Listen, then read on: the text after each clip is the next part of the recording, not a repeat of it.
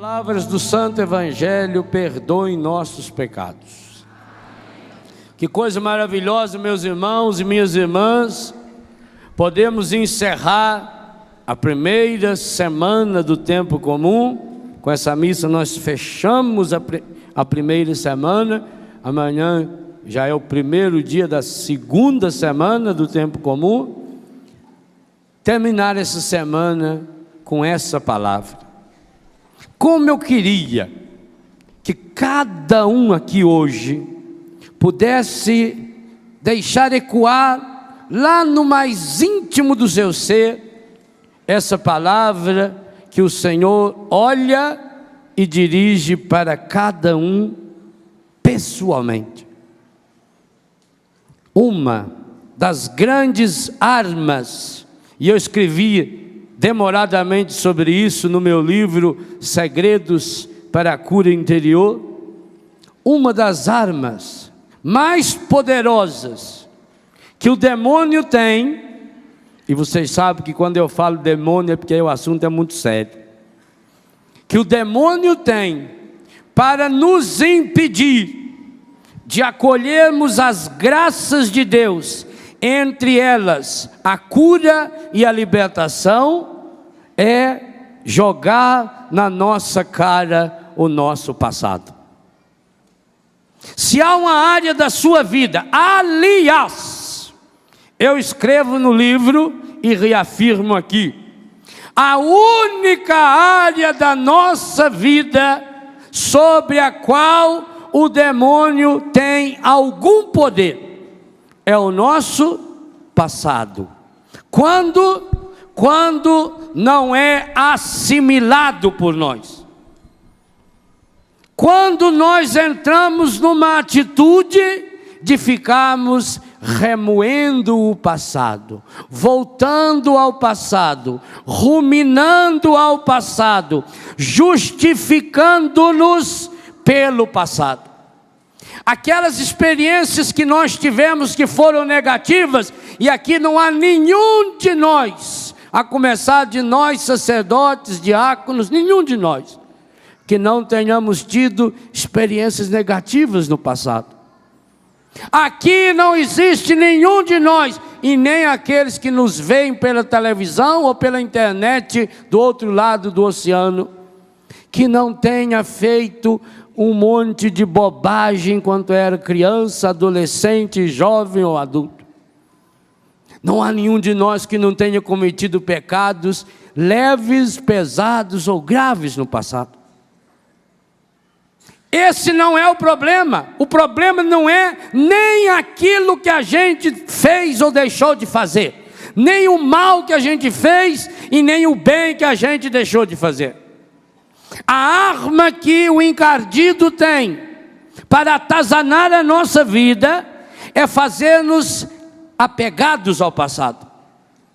E apegados ao passado, alimentamos essa barreira que impede, porque veja bem, Felipe Madre falou insistentemente sobre isso, que a grande graça para a cura, e por isso que essa tarde e a noite de hoje serão muito ricas, com a Santa Missa agora, e depois à noite a adoração ao Santíssimo, a nossa oração de cura diante do Senhor, que estará presente, que o grande instrumental da cura para nós, é sermos atingidos pelo olhar do Senhor.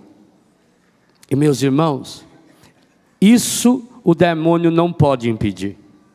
O demônio não tem poder de impedir que Jesus olhe para você, que Jesus olhe para mim. Que poder ele tem então? Aí vem o nome Diabolos, aquele que se atravessa no meio. Ele fica entre você e Deus. Ele tenta entrar no meio desse olhar de Deus para nós. E um dos instrumentos que ele tem a favor dele, já que ele é o pai da mentira, o senhor da morte e o ladrão da palavra, é fazer com que você mesmo deponha contra você. É fazer com que você olhe para o seu passado, seus pecados, com lente de aumento. E começa então a se justificar: eu não mereço ser curado. Eu tenho uma enfermidade, mas eu não mereço a cura, porque eu um dia cometi esse pecado, que o demônio faz questão de pegar a cara dele e jogar a cara da gente no chão, esfregar-nos, pois ele não tem a serviço dele o grande sistema dele chamado internet, que é para essa rede de computação demoníaca, para espalhar os erros e os defeitos da nossa vida. Você já notou como, inclusive tem gente aqui que é membro com carteirinha da internet. Sim. Pessoa responsável por espalhar defeito dos outros. Cada vez que você chegou em alguém, ou ligou no telefone para alguém, para comentar um erro ou defeito de outra pessoa, você se tornou sócio benemérito da internet. E é a turma da diva. E por isso, aqui tem a turma da diva também, não é? Os chefes do departamento de investigação da vida alheia. Quando o seu marido fala: você é a minha diva. Perigosíssimo. E por que é que o demônio gosta tanto do nosso passado? Porque é a única coisa que ele tem. Ele só pode trabalhar com coisas que não existem. E o seu passado foi bom? Sinto muito, não existe mais. O demônio só consegue trabalhar com coisas irreais. Então ele trabalha com lembranças do passado. Ele trabalha com imagens que você guardou. Ele trabalha com a memória dos fatos passados. Por isso que o ocultismo, que a igreja condena com todas as forças, só trabalha com coisas irreais. Por que é uma contaminação muito grave? Não é brincadeira. Quando você olha num jornal por brincadeira e lê o horóscopo, você está fazendo uma comunhão com os demônios. Por quê? Porque quem está por trás disso, essa pseudo-astrologia, é alguém que se atravessou, que se colocou no lugar de Deus. Por que a igreja condena as contaminações com astrologia, com olhar o futuro, com ler a mão, com quiromancia, não sei das quantas, com a evocação dos mortos? Porque são pessoas que se colocam no lugar de Deus, e isso é a marca registrada do encardido. Então, quando alguém se coloca no lugar de Deus, e quando você vai lá por padre, mas eu fui sem saber. Se você tomar um copo de veneno sem saber que é veneno, faz mal? Mas foi sem querer. Se alguém me derrubasse sem querer e eu cair aí de 10 metros de altura, machuca? Então, sem querer, machuca. Sem querer, o veneno faz mal. Sem querer, o veneno que você se contaminou fez mal. E hoje eu não tenho medo de dizer uma coisa a você, meu irmão. Sabe por que muita coisa vai muito mal na sua vida? Pelas alianças malignas, encardidas que você fez ou foi vítima. Porque, meus irmãos, pense, põe a cabeça para ver, deixe de ser anta. Se nós lutamos tanto para ter um canal de televisão que leve Jesus, e nós temos testemunhos maravilhosos de pessoas que são curadas pela televisão, o encardido sabe do poder dos meios de comunicação. Por que será que o encardido investe tanto nessas áreas que o Felipe hoje nos resumia como as áreas prediletas da cura? Lembra ainda quais são as áreas? Primeiro, ouvir, audição. Segundo, visão. Terceiro, paralisia. Quarto, Lepra. Lepra ele não falou, também não vou falar agora. Só vou falar amanhã de manhã. Amanhã às 8h30 da manhã, nós temos um encontro marcado. Vamos falar do leproso. Das suas e das minhas lepras. E aí pode ficar sossegado, que esse é um assunto que eu entendo. Eu tenho muita lepra para partilhar com vocês. Vamos deixar o leproso para amanhã. Observe como essas 3 áreas são investidas aos milhões pelo encardido. Pois há um programa que o encardido apresenta num canal de televisão aí, que oferece o prêmio para quem ganhar de R$1 milhão.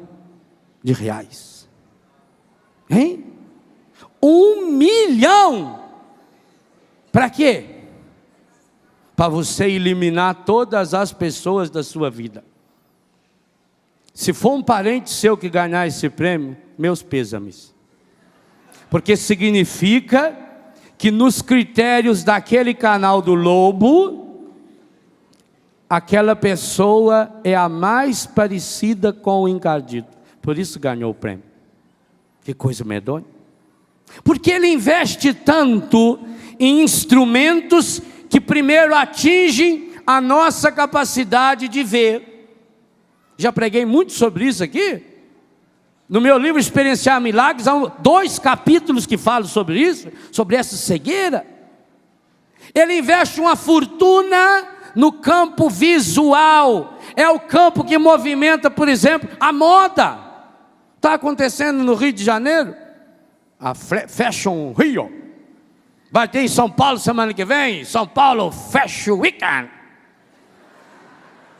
Aqui as mulheres magrelas, que aquilo é uma costela pura, para desfilar sem roupa, porque aquilo não pode chamar aqui negócio de roupa. Aqueles paninhos que eles parecem os véus que as senhoras usavam antigamente, que lá na França não pode usar mais. Aquele véuzinho, eles põem sem sutiã, joga por cima aquilo assim, fica parecendo aqueles morrinhos. Você vê o contorno até dos 2 parafusinhos, de mudar a estação do rádio ali. Aquilo é roupa. E como é que esse povo ganha não sei quantos milhões, bilhões, trilhões? Porque é uma arma que o demônio tem para nos fisgar pelos olhos. Aí toda a questão da imagem, toda a questão, nós temos que falar muito resumido que não dá tempo, toda a questão das tatuagens, toda a questão dos piercings. Como o encardido está entrando na nossa vida, na vida principalmente de nossos filhos, através da visão. Que coisa medonha.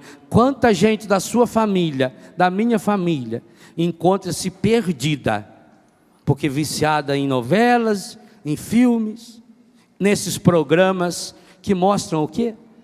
Que mostra a degradação da pessoa, onde a mulher não passa de um objeto, onde a nudez é colocada como se fosse a coisa mais inteligente desse mundo, onde a aberração é mostrada a olhos nus, para que você fique olhando para aquilo e vá se tornando uma pessoa insensível. Mas também o desvio da visão, quando pega um problema local e amplia-o como se fosse um problema do mundo inteiro, mas não vai nas causas do problema. Por que eles pararam de falar das vítimas como é que tsunami lá? Por que pararam de falar? Porque agora é a hora de começar a falar das causas.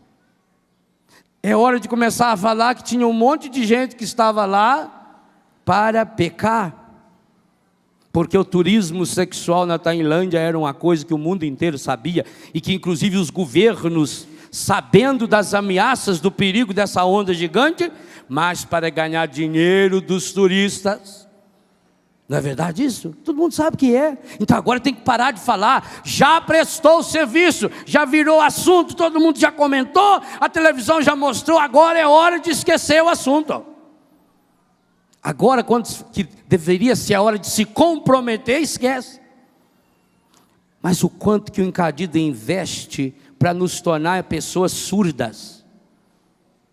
Nós colocamos as mãos no ouvido e pedimos a cura, mas quantos de nós estamos ensurdecidos para a palavra de Deus? Eu vou falar nesse tema daqui a pouquinho ainda. Porque vivemos no barulho, Por que, gente, se investe tantos bilhões de dólares, de euros, em músicas medonhas, pavorosas, horrorosas, músicas que cantam o demônio? Por que se investe em cantores populares, em cantor de criança? Cantor de criança que faz as crianças cantar para o demônio. Tem uma música da Xuxa, por exemplo, aonde ela canta assim, que quer marcar no coração das crianças o que mesmo?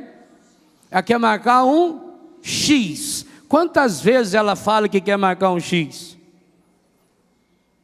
Quem se lembra da música? Marcar um X, um X, um X, 3 vezes. Como é que escreve X de trás para frente? Six é 6. 666, o número da besta. E aí quando a senhora compra aquela roupinha de prostituta para botar na sua filha de 3 ou 4 anos de idade, porque me perdoe, a criança de 3 ou 4, uma menina de 3 ou 4 anos de idade pode ficar pelada, que ninguém tem malícia. Ou é mentira minha? Pode ficar peladinho, não tem malícia. Lá no Biguá tinha família pobre, que os filhos ficavam peladinhos, a gente via, criança lá de 6, 7 anos de idade, peladinho, homem e mulher, nem louco, nem. A gente ia nadar escondido da mãe, nadava pelado. Ninguém, não tinha bobagem nenhuma. Uma criança de 5, 6 anos, pelada, não é imoral. Agora uma criança de 2 ou 3 anos de idade, vestida de prostituta, com aquela micro sainha, com aquele bustier para tapar o quê? Ela não tem seio ainda. Com aquelas adereços no cabelo que só as prostitutas das novelas e dos programas infantis põem, com aquela sandália de prostituta. Aí quando acontece essas desgraças da pedofilia, por que não processa esse povo, gente? Sabe por que não processa? Porque eles estão do lado do príncipe desse mundo. E o príncipe desse mundo é o demônio. E você não pode estar mergulhado nesse mundo de trevas. Quantas e quantas pessoas que a gente ouve testemunho, quando encontram-se com o Senhor, a primeira coisa que faz é quebrar os discos de rock, os discos da música profana, da música estragada, porque hoje se sabe, a pessoa que vai ouvindo isso, vai aporcalhando o seu ouvido, vai se tornando uma pessoa contaminada. Por isso o barulho, por isso hoje tem encontros da igreja em que o povo tem medo do silêncio. Até no intervalo tem que pôr um alto-falante tocando música, porque a pessoa não consegue ficar em silêncio. Você também está vivendo essa surdez. E a paralisia? O mundo está nos transformando em pessoas paralíticas. Hoje não há muita diferença de uma pessoa que anda numa cadeira de roda para uma pessoa que anda com as pernas. Não tem muita diferença, porque ela pode ficar o tempo todo sentada no sofá, com um controle remoto na mão, aperta um botão, abre a porta, aperta um botão, fecha a janela, aperta um botão, dá descarga sozinho, aperta um botão, abre a água, você entra dentro do carro, a porta fecha sozinho, o vidro sobe, liga sozinho, liga o ar, não precisa nem ter marcha, é tudo paralítico, assim que estão nos transformando. Mas ao lado de tudo isso, qual é o objetivo do demônio? Fazer com que você não escute a palavra de Deus. Está aí na primeira leitura. Olha o comecinho da primeira leitura. A palavra de Deus é viva, eficaz, mais cortante do que qualquer espada de 2 gumes, penetra até dividir alma e espírito, articulações e medulas, ela julga os pensamentos e as intenções do coração. Por que que nós não temos medo? Nós não queremos, nós temos medo da palavra, porque a palavra vai e entra lá no íntimo do nosso ser. Por isso que em Mateus capítulo 13, Jesus diz que o demônio fica sempre dando um jeito de roubar a palavra. Você escuta a palavra, mas ele rouba a palavra. Só que no mesmo capítulo 13, logo para frente, quando fala do joio, diz que depois que ele rouba a palavra, ele vem e semeia o joio dentro da sua vida. E é o que Ele fez na vida de muitas pessoas aqui, é o que Ele fez na vida de muitos de nós, é o que Ele fez na vida de muitos de nós sacerdotes. Infelizmente, colegas nossos, que não temos mais tempo para leitura, meditação e oração da palavra, que não damos mais ouvido à palavra, que temos compromisso com o jornal do dia, com estar a par de todos os assuntos do mundo moderno, mas que não debruçamos-nos sobre a palavra de Deus, sobre o Deus que nos fala, porque a palavra nos liberta de dentro para fora. É triste. Queridos e queridas, a presença de um número tão grande de sacerdotes no acampamento de cura e libertação é uma profecia, é um sinal profético. Observem, porque muitos de nós sacerdotes que fomos ungidos, que tivemos nossas mãos ungidas para anunciar, testemunhar e fazer as pessoas tocarem o Senhor, hoje, porque deixamos de alimentar o coração com a palavra, estamos a serviço do encardido. Quantos de nós, sacerdotes religiosos e consagrados, estamos a serviço da divisão? Aonde o padre chega, chega a divisão, chega a fofoca, chega a calúnia, chega o pessimismo. Por quê? Porque muitos de nós sacerdotes somos bem capazes de passar uma noite inteira num comício político, somos capazes de falar sobre assuntos das mais diversas e variadas formas, mas não temos a coragem de pregar a palavra de Deus, porque ninguém pode dar aquilo que não tem, e como somos vazios, é profecia para nós, meus queridos irmãos, padres, seminaristas e consagrados. É profecia.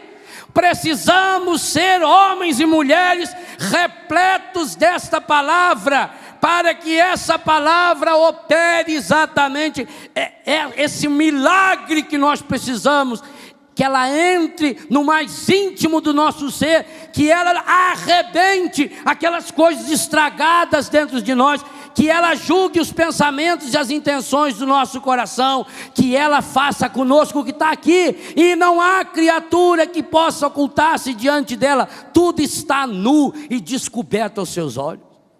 Como nós precisamos de um mergulho dessa palavra, da força dessa palavra. Esse tem que ser um ano em que precisamos viver a força da palavra. A palavra que se faz carne, a palavra de Deus em nós. Não é à toa que foi recentemente inaugurado o maior espaço de evangelização do mundo, exclusivo para evangelização, está aqui. O maior espaço, não é à toa. Não é à toa que Deus está nos dando meios de comunicação para que a gente possa chegar com essa palavra aos confins da terra. Não é à toa que hoje quase 2 milhões de pessoas a cada mês acessam o site da TV, do Sistema Canção Nova de Comunicação. Não é à toa. O povo tem fome da palavra, pois você, meu irmão, você, minha irmã, que é batizado, agora grave bem o que eu vou dizer, porque é uma coisa muito dura que São Mateus fala no capítulo 13. Ou você se torna semente de trigo, ou você se torna semente de joio. Também para nós sacerdotes. Ou nós somos a semente do trigo que se faz pão, da palavra que se faz pão. Ou nós nos tornamos semeadores da palavra que dá vida, da palavra que cura, da palavra que levanta a paralisia do mundo, como essa palavra de Jesus para Mateus: segue-me, e diz que ele na hora se levantou. Ou nós somos sementes de joio. Chega, muitos de nós aqui, a começar de nós sacerdotes, pelo nosso contra-testemunho, e muitos de nós aqui, leigos e leigas, cristãos e cristãs, estamos sendo semeadores de joio. Oh, meu irmão, tome hoje uma decisão fundamental na sua vida, para que você se torne canal de cura e libertação para o mundo. Pare de ser instrumento do encardido.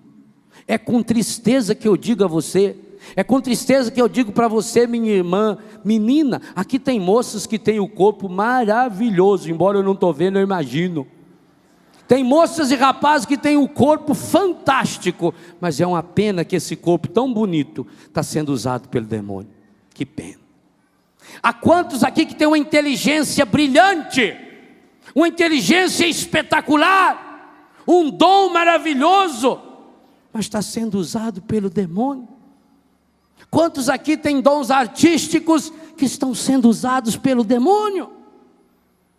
Porque não temos a coragem de deixar a palavra de Deus fazer essa limpeza em nossa história. E é exatamente esse o primeiro grande passo para a nossa cura e libertação. É essa palavra de Deus viva, eficaz, cortante, que desça ao profundo, para que, versículo 14b, permaneçamos firmes na fé. Essa expressão firmes na fé, não pense você que firmes na fé significa você estar parado sem se tremer. Firmes significa saudável. Você deve ter ouvido Felipe Madre falar a palavra santé, e a Gisela traduzir por saúde, por saudável. É mais ou menos a mesma ligação da palavra.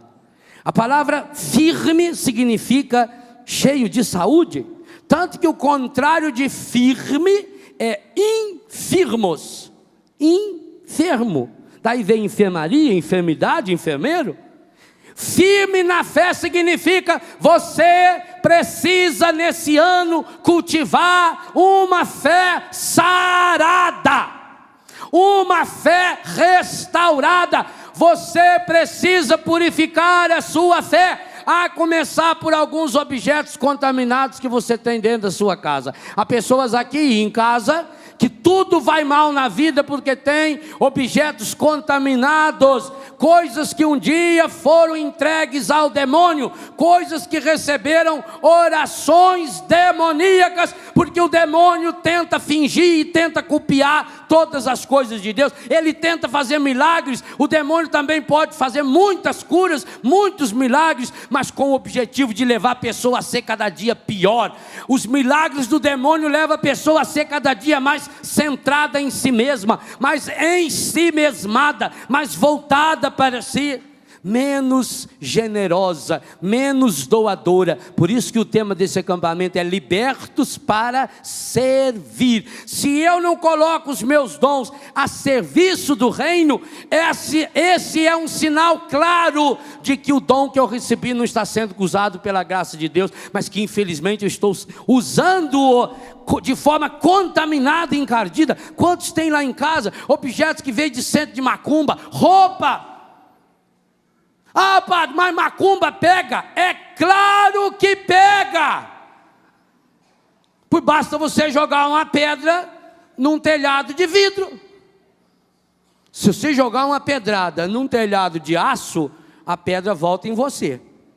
Agora, se você jogar uma pedra num telhado de vidro, num telhado de pano, atravessa.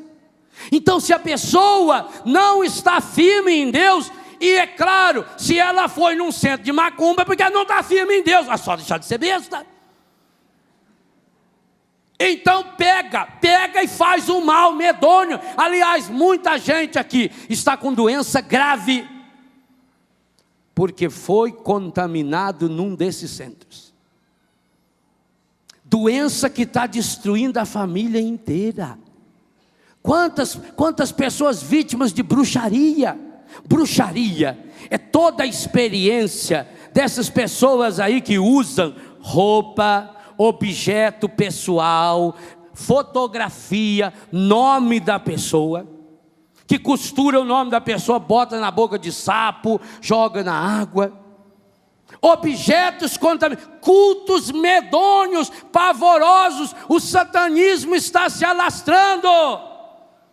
E em nome de um pluralismo religioso, em nome da liberdade religiosa, em nome dessa pseudo-liberdade, essa falsa liberdade, as pessoas estão se contaminando dentro de casa. Ou você acha que um casal que leva um DVD ou um filme pornográfico e passa na televisão do seu quarto, você acha que aquele ambiente não fica contaminado? Você acha que o mesmo demônio que assistiu aquelas filmagens, onde transforma o corpo de um homem e de uma mulher num monte de pornografia, não vai entrar? E entra pela sua mão, é você que levou. E alguns ainda levam escondidinho, que é para ninguém ver. Foi assim que o demônio entrou. Você notou? Talvez até tenha melhorado por alguns dias o seu desempenho físico sexual. Mas e depois? Você notou como que depois, e isso eu já ouvi de muitos casais, depois você começou a precisar fazer o que o filme fazia? Você começou a abestalhar o seu relacionamento? E hoje vocês não se suportam? Não pense você que foi o amor que acabou. Não, amor não acaba. Amor muda. Amor é igual a fé. Se não é alimentado, ele vai diminuindo, fica só aquela cinzazinha. Aí precisa do sopro para voltar.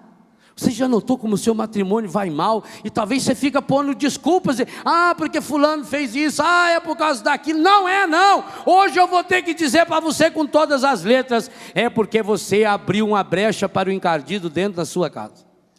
E enquanto ele não sair de lá, o seu matrimônio não vai melhorar, o seu filho não vai conseguir se libertar da droga, sua filha não vai sair dessa vida prostituída que está vivendo, e aquele clima da sua família, de discussão, de briga, de ofensas, igualzinho o testemunho daquele senhor paralítico lá em Lourdes, enquanto o demônio não sair de dentro da sua casa, nada melhora, e só tem um jeito do demônio sair de dentro da sua casa: leve Jesus lá para dentro. A hora que Jesus chega, meu filho, ele vai embora. Leve Nossa Senhora.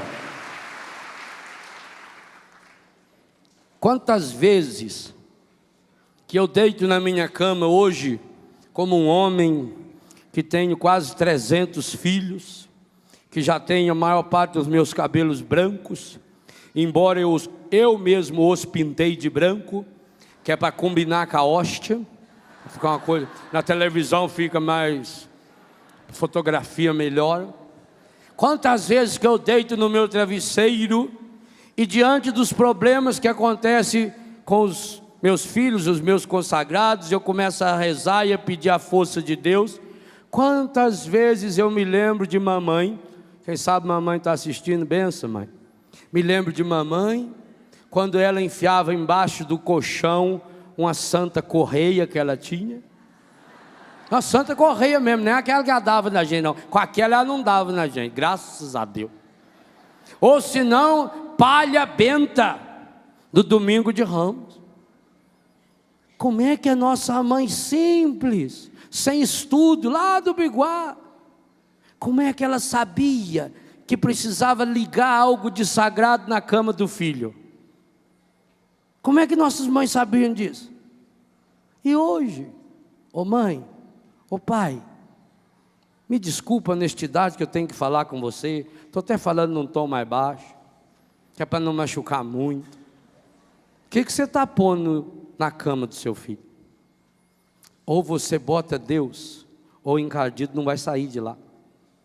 É hora de abrirmos escancaradamente as portas do nosso coração, para que o Senhor entre, esteja em nosso meio, e nós possamos dizer lá dentro da nossa casa que nós o vemos, porque há um apelo no coração da sua e da minha família: queremos ver Jesus. Mais do que isso, nesse acampamento nós estamos aprendendo: queremos ser vistos por Jesus. Deixe Jesus enxergar você. Mas como é que você quer que Jesus enxergue se você está vivendo nessa vida mascarada, contaminada? Você que diz que acredita em tudo, quem diz que acredita em tudo não acredita em nada, e quem diz que não acredita em nada, acredita em tudo. O ser humano moderno, eu falei isso semana passada no Recife, o ser humano moderno, ele só acredita nele mesmo. hora de um salto na fé. Para isso, você precisa entregar hoje o seu passado para Deus. Vou insistir nessa missa e vou insistir na adoração hoje à noite. Você precisa entregar, e o que é que significa? E também vou insistir nisso amanhã, 8h30 da manhã, quando falarmos do leproso curado. Por que eu estou insistindo nisso? Porque você hoje precisa fazer como Levi, como Mateus no Evangelho. Você precisa dar um salto, você precisa levantar-se. Lembrou do que o Filipe ensinou sobre levantar-se? Feito Maria, de pé aos pés da cruz. Senhor, eu estou pronto, eu estou de pé, Senhor. Como Moisés, como São José, que o anjo disse, levanta, toma o menino. Como Moisés, que Deus mandou, levanta sua mão, para que o mar se abra e depois se feche. Nós precisamos nos levantar. Observe uma coisa interessante. Por que Jesus, passando pela Via Maris, chegando a Cafarnaum, por que ele chamou Levi, o filho do Alfeu, o Mateus, que era um cobrador de imposto, portanto um pecador público, um homem que não valia nada aos olhos do mundo? E por que ele não chamou esses fariseus que estavam lá também? Está lá, diz, alguns doutores da lei, que eram fariseus, viram que Jesus estava comendo com os pecadores. Mas coisa interessante, aqui Jesus tem desse lado, um pecador público, Mateus, o Levi, cobrador de impostos. Desse lado ele tem doutores da lei. Quem você acha que a lógica humana escolheria? Quando uma empresa vai escolher um cargo de chefia, ela tem 2 currículum vitae. Bonito, né? Currículum vitae. 2. De um está escrito assim, fulano de tal, seu nome. Doutor em informática. Pós-graduação em Harvard. MBA em Boston. Pós-MBA em Chicago. Menção honrosa da Microsoft. Mais ou menos, né? E o lado de cá está analfabeto de pai e mãe, nunca viu um computador na vida, e além disso tem comentários de que andou roubando uns computadores da turma dos vizinhos.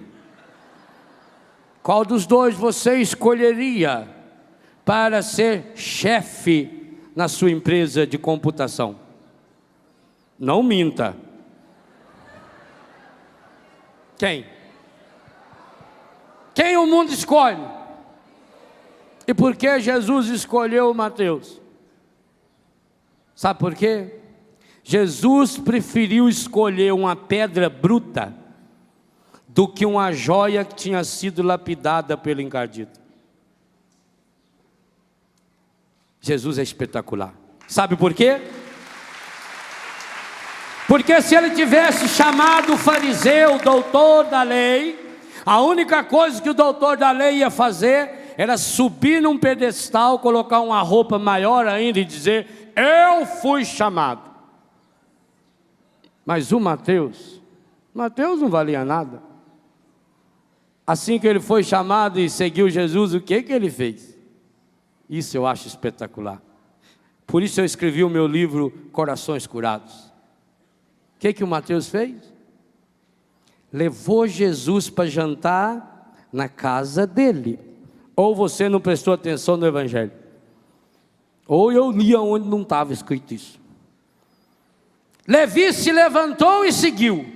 E aconteceu que, estando à mesa na casa de Levi, é engraçado que Jesus fala para Levi, segue-me. Sim, Senhor, e para onde nós vamos? Para a sua casa. Vamos jantar lá, eu e meus colegas. Estando Jesus sentado na casa do Levi, à mesa, muitos cobradores de impostos e pecadores também estavam à mesa com Gente, Jesus é espetacular, porque Ele convidou Levi, porque Ele convidou Mateus, porque sabia que ao convidar Mateus, o Mateus logo ia chamar um monte de gente igual ele, que não valia nada, para ir sentar-se à mesa com Jesus. Foi por isso que Ele me chamou.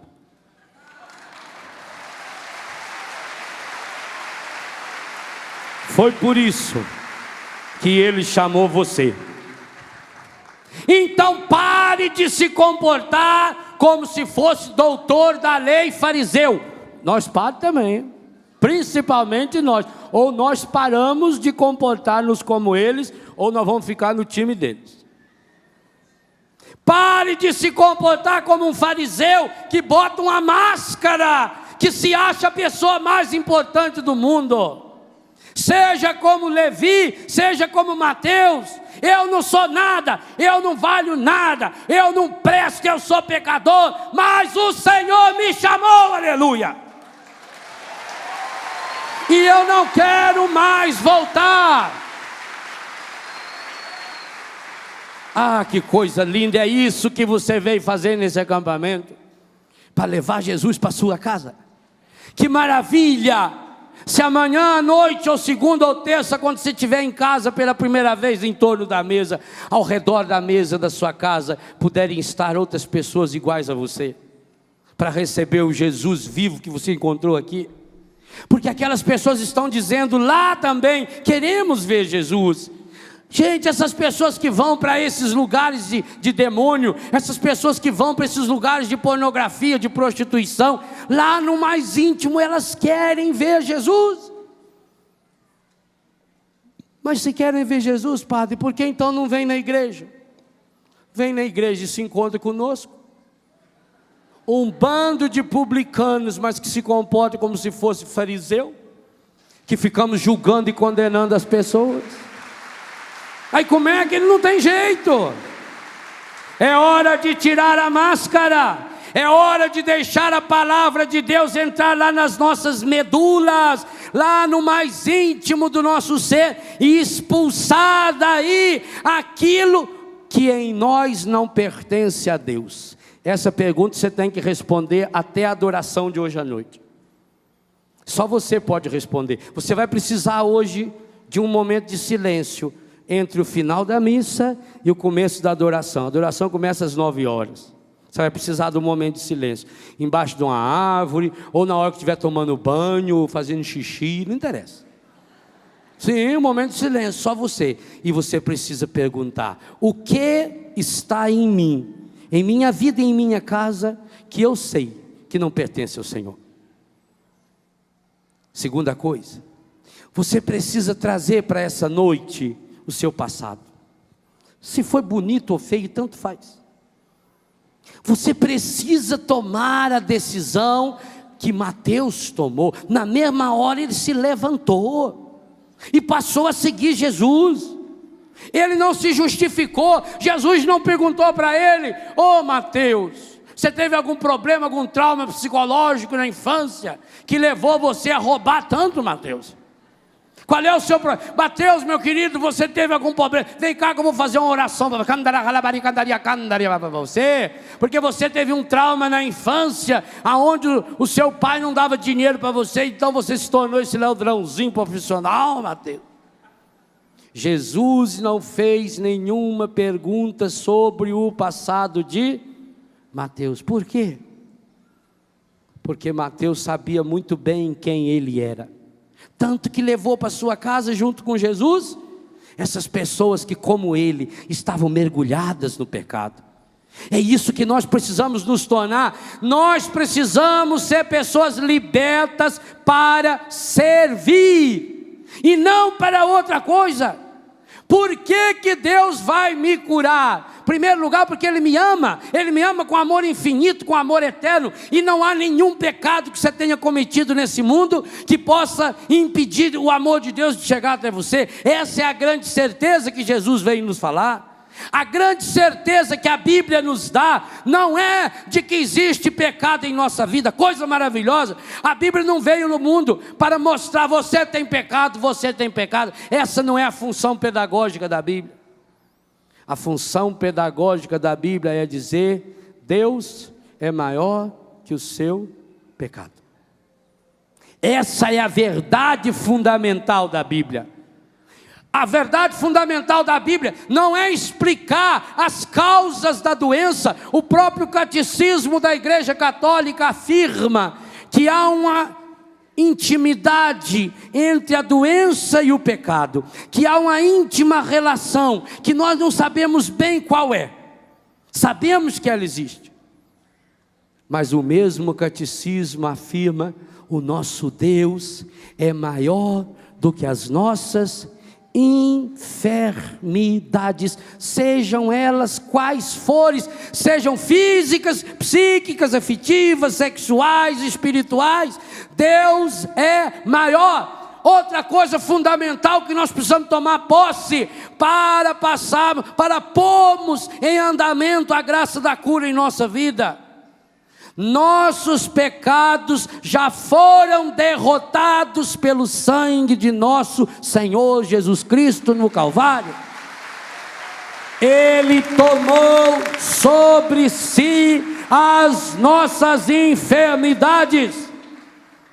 E se há uma coisa que nós não podemos duvidar, é de que Jesus fosse a verdade, de que Jesus falasse a verdade. E entre as muitas verdades que Jesus falou, talvez você até não possa não aceitar a partir da sua visão de mundo, de Deus ou de igreja, mas não negue, por favor. Porque quando Jesus falou da ação do maligno no mundo, Jesus não estava falando pura e simplesmente de uma forçazinha mental negativa, a somatória do mal que existe entre nós. Não, Jesus estava falando de um anjo decaído, do príncipe desse mundo, que tem ódio terrível de Deus e ódio terrível do ser humano. Não pense você, meu irmão, minha irmã, meu filho, minha filha, que o demônio ama você. Ele não ama ninguém. Ele não tem amor, ele é ódio puro. Ele tem ódio de você, ele tem horror a você. E se ele hoje está dando aquilo que você quer, é só para adoçar a sua boca e depois jogar o anzol e pescar você, porque depois que você estiver no anzol dele, então ele vai fazer de você gato e sapato. Olha no que o demônio transforma as pessoas quando ele consegue dominá-las. Quando o demônio consegue possuir uma pessoa, a pessoa fica fisicamente deformada, a pessoa fede enxofre. E quantos estão indo por esse caminho, infelizmente? Porque ele tem ódio de Deus, ele tem ódio do ser humano, ele quer nos perder. A única coisa que o demônio quer, porque ele sabe que ele foi derrotado, ele sabe que foi derrotado. A única coisa que ele quer é diminuir os méritos da vitória de Jesus sobre a sua e a minha vida. Mas nós não vamos permitir. Essa tem que ser uma decisão desse acampamento. Não vamos permitir que por influência maligna, por influência estragada, o demônio diminua a vitória de Deus em minha vida. Eu não sou perdedor, eu sou vencedor. Em Cristo somos mais do que vencedores. Isso é certeza de fé. Mas Jesus venceu na cruz, Jesus derrotou o inimigo, Maria pisou a cabeça da serpente. Mais do que isso, Jesus desceu à mansão dos mortos, no quinto dos infernos, para tirar de lá aquelas almas que estavam lá por ignorância, a começar de Adão. A primeira alma que Jesus Cristo tirou lá da mansão dos mortos foi Adão. E nós rezamos isso, nós padres e religiosos, todo ano no sábado santo, no ofício das leituras. Ele tirou Adão para nos tirar cada um de nós. Agora, Jesus transforma você numa pessoa livre, liberta. Você precisa fazer a sua escolha.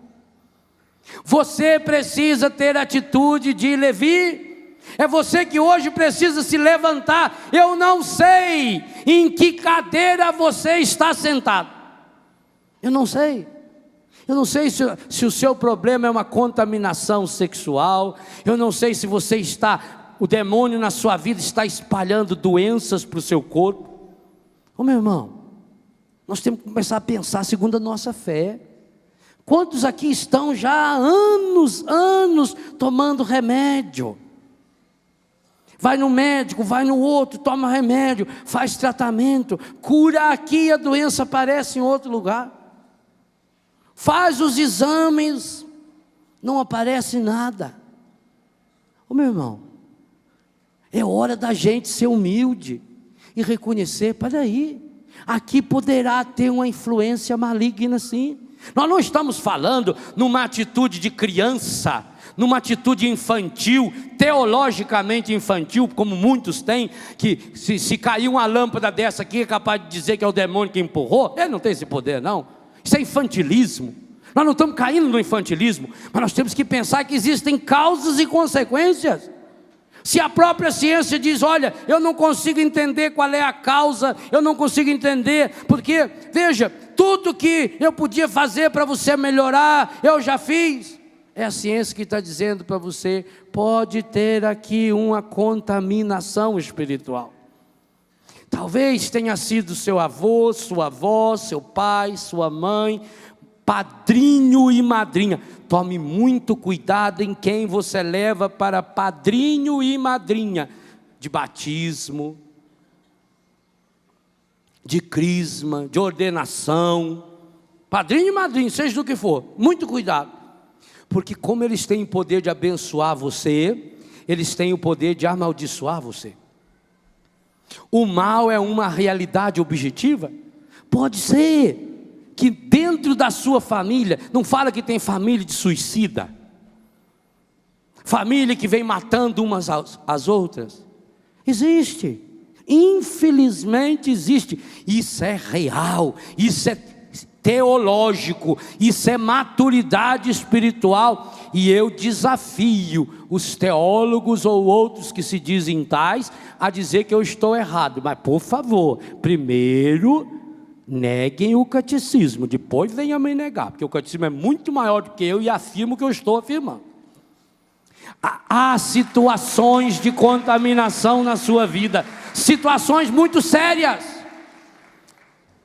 Mais do que isso, quando você olhar para nós padres, quantos dos meus irmãos padres, aqui tem padre que tem 1 mês e 28 dias que é padre. Quando você olhar para nós padres e também os padres da sua comunidade, e perceber em nós aquele contra-testemunho, que faz com que muitos percam a fé.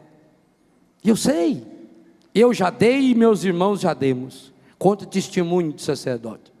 Quando você vê isso, seja no campo sexual, no campo afetivo, seja na indelicadeza, seja porque nós somos rudes, porque nós não acolhemos bem, enfim, aquilo que você percebe em nós, comece a olhar também, se nós não estamos influenciados pelo maligno.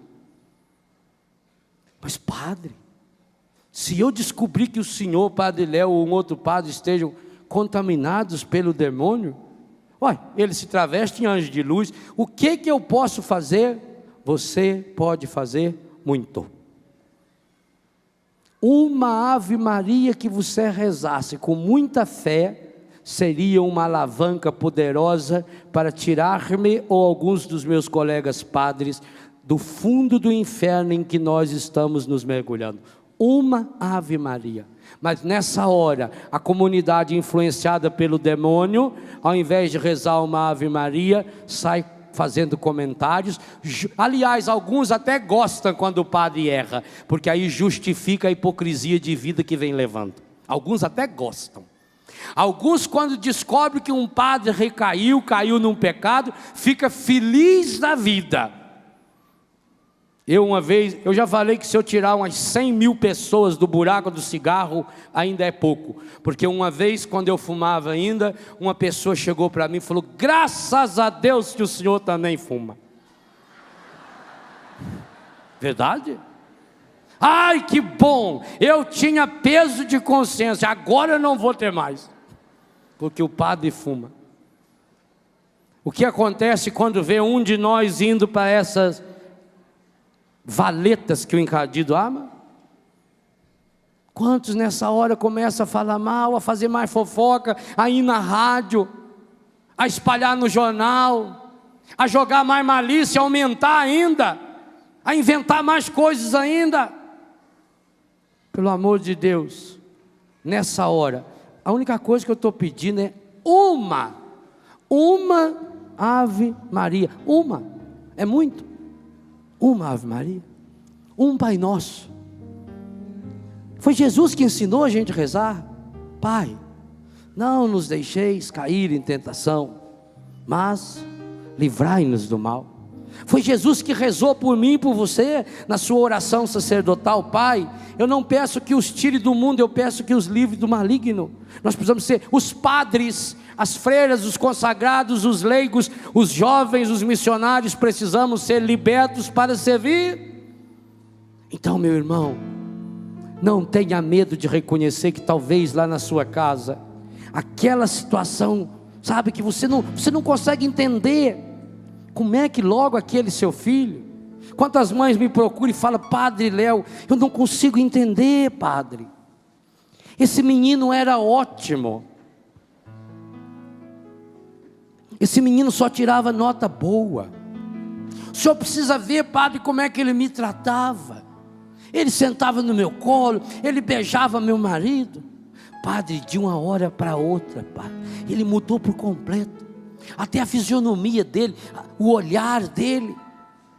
Agora ele está aí nas drogas. Minha irmã, há uma poderosa influência maligna que está levando o seu menino para esse buraco. E se você não tirá-lo a tempo, ele vai para o inferno. É duro? Eu sei que é. Eu tenho filhos assim. Aquele vício que você não consegue sair dele. Aliás, estamos a poucos dias da quaresma. Amanhã Dom Alberto vai fazer o lançamento do Retiro Popular aqui, amanhã de manhã. E eu convido você, de fato, a ter o livrinho na mão para fazer esse retiro. É uma arma poderosa, meus irmãos. Quem sabe a quaresma desse ano não será para você um caminho de libertação, porque você não consegue romper com aquele vício, sabe por quê? Por mais que você lute contra aquele vício tem a marca registrada do demônio.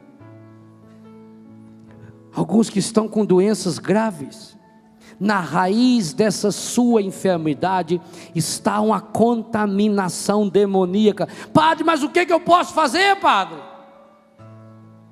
Se a minha avó que um dia me levou lá num lugar aonde fazem oferenda, aonde matavam um bezerro, aonde derramaram sangue em cima de mim ou da minha roupa, ela já morreu, como é que eu vou desfazer? Vou dizer uma coisa a você, não precisa nem desfazer, que foi tão mal feito, que basta você tomar posse da graça de Deus e conscientemente romper. Mas padre, é tão fácil assim? Não, romper não é fácil. Mas como é que você contraiu núpcias com o seu marido ou a sua mulher? Não foi falando? Eu te recebo por minha mulher, te prometo ser fiel na alegria, na tristeza, saúde, doença, amando você, respeitando você todos os dias da minha vida. Não foi falando? Foi uma palavra objetiva que você disse, conscientemente do que estava dizendo, e a partir daquele momento você se tornou marido e mulher. Daqui a pouco nós padres vamos estender nossa mão no altar e vamos proclamar: tomai e comei todos vós, isto é o meu corpo. Eu estou na fórmula antiga ainda. Isto é meu sangue. E aquele pão, está lá, é pão, é vinho, vai se transformar no corpo, no sangue, na alma e da divindade de nosso Senhor Jesus Cristo. E se nós padres não emprestarmos nossa mão e nossa voz, o Espírito Santo não tem poder de transformar aquele pão e aquele vinho no corpo e no sangue de Jesus. Ele precisa da mão e da voz pecadora desse ou desses sacerdotes. Entende o que eu quero dizer com a decisão? É isso que você precisa fazer. Hoje eu convido você a romper definitivamente, conscientemente, e eu vou retomar essas palavras na adoração hoje à noite. A romper definitivamente, a quebrar todo e qualquer vínculo que ainda tiver na sua vida com o demônio. E se você tiver dúvida sobre alguns desses vínculos, não saia desse acampamento sem levar o livro Sim, Sim, Não, Não, onde está muito claro as amarras que o demônio faz para nos prender. Porque hoje Jesus passa na mesa da sua vida, olha para você e para mim e diz: vem, siga-me. E ainda afirma no final: eu não vim chamar os justos, eu vim chamar os pecadores. Os sãos não precisam de médicos. Então você pode dizer para Deus: eu preciso agora do Senhor. Sim, Senhor, eu reconheço a minha iniquidade, eu reconheço o meu pecado, eu reconheço a minha miséria. Eu preciso da tua graça, Senhor. Vá se pondo de pé, nessa atitude de um exército que assume, que acolhe a graça de Deus na sua vida. Senhor, eu necessito, Senhor. Eu necessito mergulhar hoje a minha história, Senhor, no seu coração chagado. Eu preciso hoje dar um passo, Senhor, rumo à minha libertação. Eu não quero sair desse acampamento, Senhor, antes de receber a graça da cura e da libertação. Eu vim aqui, Senhor, para ser curado e para ser liberto para servir, liberto para amar. Eu preciso dessa libertação, eu preciso dessa restauração, eu preciso dessa cura, Senhor. Conscientemente, Senhor, eu renuncio ao demônio, autor e princípio do pecado.